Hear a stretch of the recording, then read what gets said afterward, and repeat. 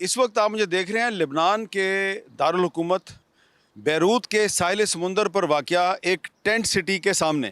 یہ جو پیچھے آپ کو بہت سے جو ٹینٹ نظر آ رہے ہیں نیلے رنگ کے، یہ جو ٹینٹ لگائے گئے ہیں یہ جنوبی لبنان میں جو اسرائیلی بمباری سے متاثر ہونے والے لوگ ہیں یہ ان کے لیے لگائے گئے ہیں. اور یہ ایک بہت بڑا ٹینٹ سٹی ہے جو بیروت کے ساحل سمندر پر قائم کیا گیا ہے. اور آج ہم نے جنوبی لبنان کے دو شہر نباتیہ اور تیر کا دورہ کیا، اور اس دوران جو ہے وہ ہمیں پتہ چلا کہ ایک امریکی آفیشل نے اعلان کیا ہے کہ حزب اللہ اور جو اسرائیل ہے اس کے درمیان ایک سیز فائر ہو گیا ہے. اور سیز فائر کا جو ٹائم طے کیا گیا تھا وہ لبنان کے وقت کے مطابق شام 4 بجے کا تھا. تو یہ میں آپ کو بتا دیتا ہوں کہ پاکستان اور لبنان کا جو ٹائم ہے اس میں 2 گھنٹے کا فرق ہے. تو پاکستان میں 6 بجے تھے اور لبنان میں 4 بجے تھے.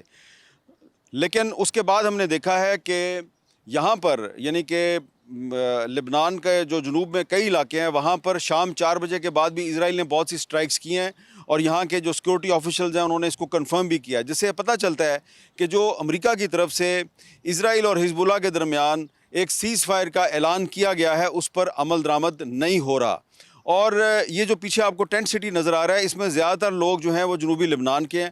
تو ان سے بھی ہماری بات ہوئی اور انہوں نے بھی کنفرم کیا کہ شام 4 بجے کے بعد سے بھی جو مختلف علاقے ہیں جنوبی لبنان کے وہاں پہ اسرائیل کی طرف سے سیز فائر کی خلاف ورزی جاری ہے.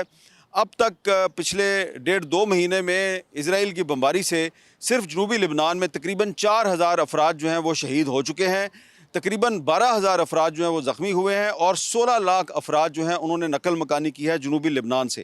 آج کی جو بمباری ہے اس بمباری کے بعد جو تیر کا علاقہ ہے یہاں سے بھی بڑی تعداد میں لوگوں نے نقل مکانی شروع کر دیا ہے. اور یہاں کے لوگ جو ہیں ان کو پاکستان سے یہ امید وابستہ ہے کہ پاکستان جو ہے وہ ایران اور امریکہ کے درمیان اگر صلح کروا سکتا ہے تو وہ لبنان کے لوگوں کے لیے بھی امن کی نوید لے کے آئے گا. یہ تیر کے علاقے میں جو کل رات کو بمباری ہوئی ہے اس بمباری کے باعث جو تباہ شدہ عمارتیں ہیں ان کا جو ملبہ ہے اس کو ہٹانے کی کوشش کی جا رہی ہے. یہاں پہ ریلیف ایکٹیویٹی بھی چل رہی ہے.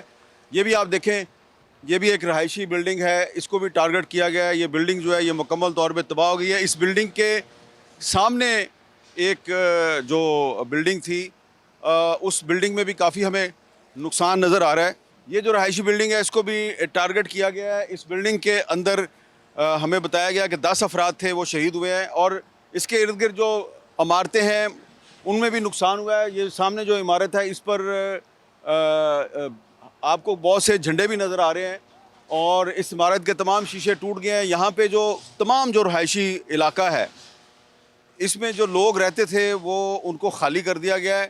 یہ قریب ہی ہمیں یہ نارویجین ریفیوجی کونسل جو ہے اس کا دفتر تھا یہ سامنے، تو یہ نارویجین ریفیوجی کونسل کا جو دفتر ہے یہ بھی تباہ ہو چکا ہے.